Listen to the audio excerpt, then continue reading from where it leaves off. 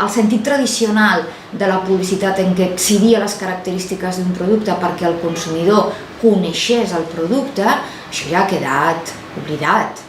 Ara la publicitat el que llença són experiències, és el màrqueting emocional, són històries. Expliquen en 28 segons una història, un relat, per tant sempre vinculat a experiències emocionals,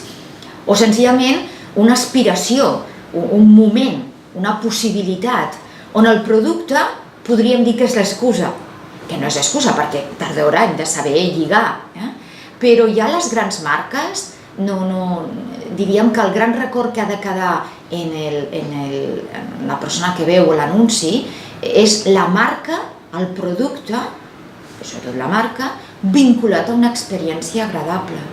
Llavors, aquí sí que la marca discutirà quina és l'experiència agradable a la qual es vol vincular.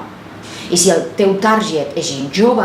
ja saps que per la gent jove l'activitat, la sensació de risc, l'aventura, el trencament de la rutina, l'acció perpètua, tot això són claus que podran ser millor entesos i captats en el target jove.